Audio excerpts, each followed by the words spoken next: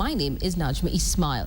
To the latest in the Operation Usalama Watch, police have arrested 65 aliens at a house in Ruiru, Kiambu County. The alleged Ethiopian foreigners are now at Kasarani awaiting screening. Naiga Otieno has the details. The crowd is swelling, all to catch a glimpse of the ongoings, some of them even clicking away to get the pictorial evidence. The Ruiru police were in the area and they took 65 suspected illegal aliens one by one. Ruiru OCPD Isaac Ruthaniri says the operation followed a tip-off from the members of the public. This morning, we received information that there were area in this place is Kikomari. After receiving credible information, I organized our personnel and we rented this building where we managed to arrest 65 Aryans. Police then intercepted the alleged aliens together with their Kenyan driver and their caretaker at a home in Gatongora, 1 kilometer away from the Thika Road Superhighway. Ruthanira says the suspected Ethiopian foreigners who had Ethiopian passports were taken to Kasarani for more screening. Naiga Otieno, KTN. Moving away from the Kasarani issue, the story of the lives of residents of Kwale County is intricately linked to the story of one particular dam that was built by the British colonial government decades ago. Their lives have been seesawing up and down depending on the state of repair or despair of the dam. KTN's Carol Kipngok was in Nyalani village, from where she brought us this story.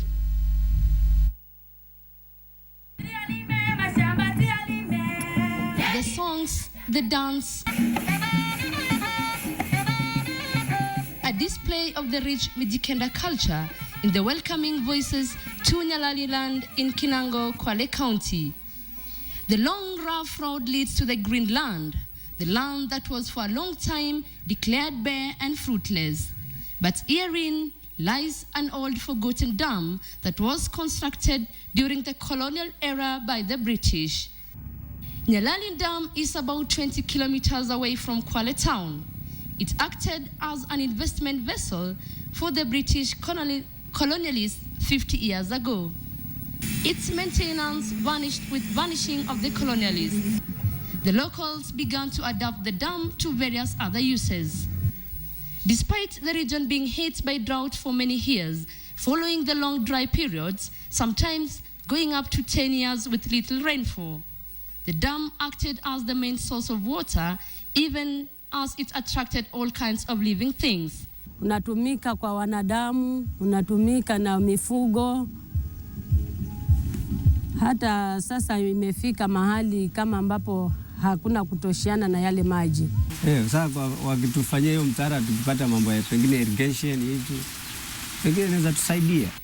The open waters eventually became a breeding ground for mosquitoes, spreading malaria in a region where a hospital or a clinic is hard to come by.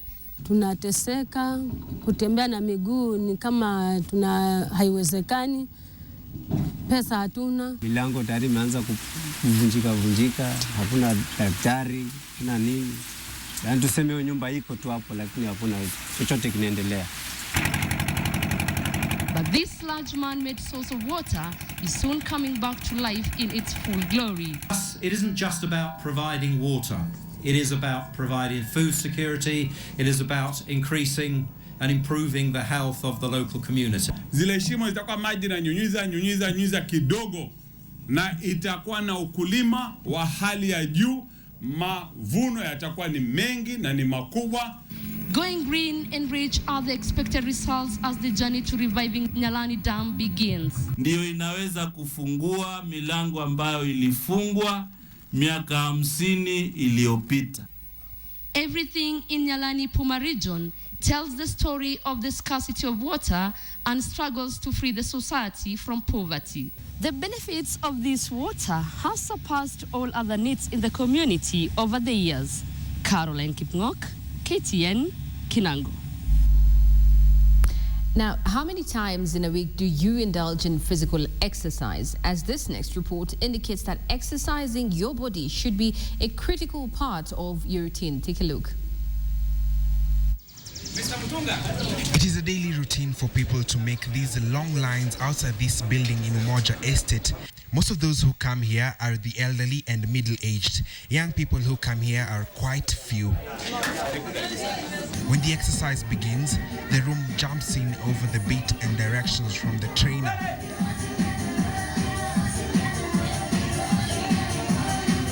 Although most people take physical exercise as a part-time or a hobby to take up when idle, for some of the elderly people here, it is a critical matter. Meet Ellen Kilingi, a 60-year-old lady. A small accident left her partially paralyzed with a bit of her memory gone. Isikia tu kitu imemshika kizunguzungu, alianguka chini. Kuanguka hapo hakuamka. Yule alikuja kumuokota, alimchukua na kumuinua kumweka kando. Mama hakuwa anajiweza, kuongea kwa anaongea, kutembea kwa anatembea, hata kusimama kwa anaweza kusimama. Even though she has not fully recovered, Helen's health has taken a sharp rise for the better since she started taking exercises 2 months ago. She has since been able to put aside her wheelchair and can now make a few steps to her place of exercise. Her journey starts every morning under the care of her son, Wilfred Munyasia. Due to her state, she cannot dance or jump around, and when she arrives in the room, she is sent to the VIP room where she gets special treatment. She is laid on this machine known as thermo massager. It is a machine that produces heat that can burn 900 calories and treats the backbone. Wakati niliona pressure yangu imeteremuka na arthritis ikaanza ikapungua, hainiumi sasa, nikawacha ndawa. The exercise fever is slowly catching up on this neighborhood. Now, whenever Mandera County is in the news, it's usually about ethnic clashes, bandit attacks, or even famine. But today, KTN's Habiba Ali brings you the untold story of a rich corner of Mandera County with a river that stretches 160 kilometers and runs for 9 good months.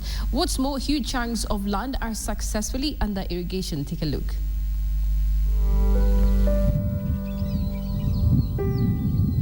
Away from the insecurity and tales of hunger and malnutrition,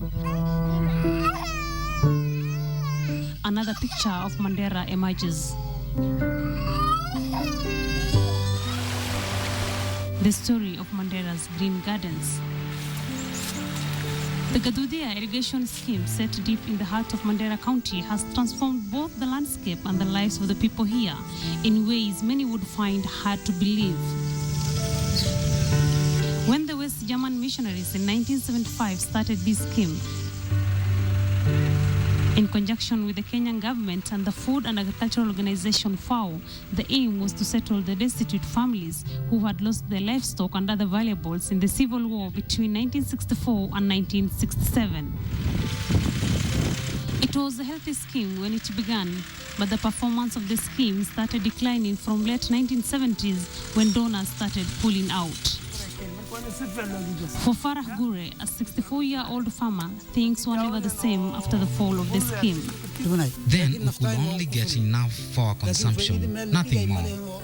The decline continued over the years. When Kenya chose to embrace devolution, Mandera County's incoming county government therefore had its work cut out for them. Reviving the Gadudia irrigation scheme and many other schemes was a priority that could not be ignored. There is no upper limit in terms of the kind of support we are going to give to the farmers. The impact of the revival has been almost immediate. Over the last 6 months, the locals harvested more than 100 tons of maize. Sweet melons and onions also grow in the farm. The production is much better now. And it's not just stopping at this. For Farah Gure, life can only get better with the introduction of these technologically advanced farm implements. There were no such things as tractors before. Now the predominantly pastoralist community have something green to add onto their plates. Not before, but here we are today. Farming has a greater potential. And the lifeline for the food production is another legend of Mandera County, the River Dawa. It stretches for about 160 kilometers across the county, injecting life into the Gedude irrigation scheme and other schemes in the county. Even as the other Asal regions continue with their tales of hunger and famine, at least here lies a little oasis of hope. Habiba Ali, KTN. Well, that's it on KTN Weekend at 1 this afternoon, but we have so much lined up for you in our subsequent bulletins. My name is Najma Ismail. Enjoy the rest of your day.